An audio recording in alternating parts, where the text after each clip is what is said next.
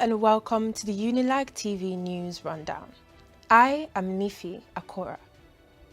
Let's take you through the biggest education stories that made headlines from Monday to Friday. On Monday, the University of Lagos released the 2025-2026 UTME Merit and Departmental Cutoff Marks for undergraduate admissions. Candidates who scored 200 and above and made UNILAG their first choice qualified for the post-UTME screening. Medicine and surgery led the list with a merit cutoff of 82.125, while computer engineering topped the engineering category at 82.1253. The university reminded applicants that meeting the cutoff alone doesn't guarantee admission, as space availability and screening performance also count. Still on Monday, controversy deepened around the Minister of Science and Technology, Uche Nnaji, who admitted in court that the University of Nigeria, Nsukka, never issued him a degree certificate. Although he claimed to have completed coursework in 1985, UNN's records and Vice-Chancellor's letter confirmed he never graduated. The revelation added pressure to ongoing investigations into his academic credentials. On Tuesday, the federal government and the Nigeria Education Loan Fund, NELFUND, expressed concern over rising tuition and service charges in some universities and polytechnics. NELFUND's managing director, Akintunde Soya, said the scheme was designed to make education more affordable, not to enable profit-making by schools. He disclosed that discussions were underway to reverse unjustified fee hikes. Former ASUU President Professor Emmanuel Oshodeke also faulted the trend, warning it undermines the student loan program and could push poor students out of school. Later that day, the Minister of Innovation, Science and Technology, Geoffrey Uche Nnaji, resigned from President Bola Tinubu's cabinet following allegations of certificate forgery.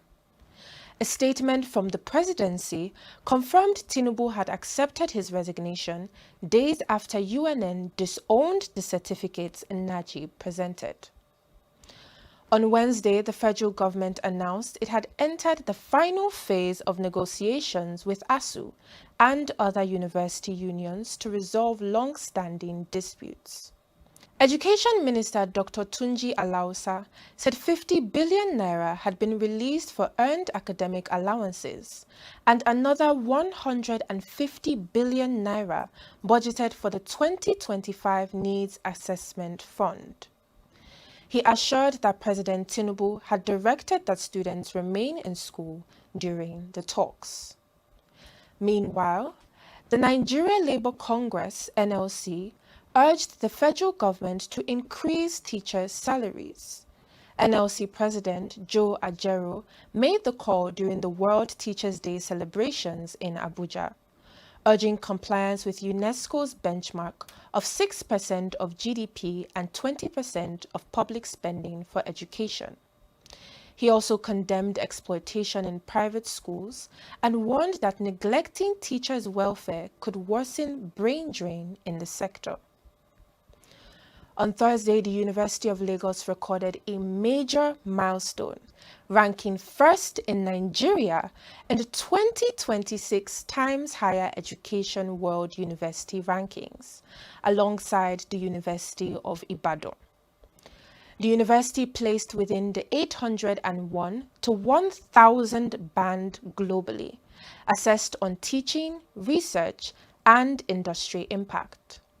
Vice-Chancellor Professor Folashade Ogunshola attributed the success to years of consistent improvement and teamwork across the university community. Still on Thursday, Governor Babajide Sanwo-Olu commissioned the renovated J.F. Ade Ajayi Auditorium at UNILAG.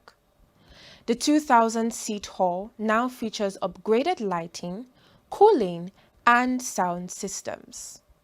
Vice-Chancellor Professor Folashade Ogunshola described it as a symbol of the strong partnership between the Lagos State Government and the university. Finally, on Thursday, the federal government again appealed to university and polytechnic unions to embrace dialogue instead of strikes.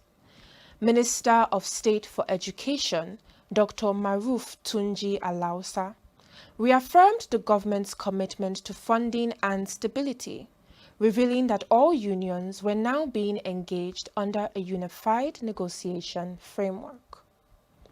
Finally, on Friday, the Academic Staff Union of Universities, ASUU, rejected the federal government's last-minute plea and confirmed that its warning strike will begin October 13th.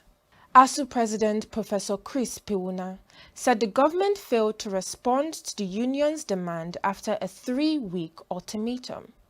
He warned that the strike could escalate into a full shutdown if meaningful action is not taken within 48 hours. Also on Friday, the federal government directed all tertiary institutions to submit reports on unutilized TETFund grants within 30 days. Education Minister Dr. Tunji Alausa said idle allocations could be rechanneled to pressing academic projects.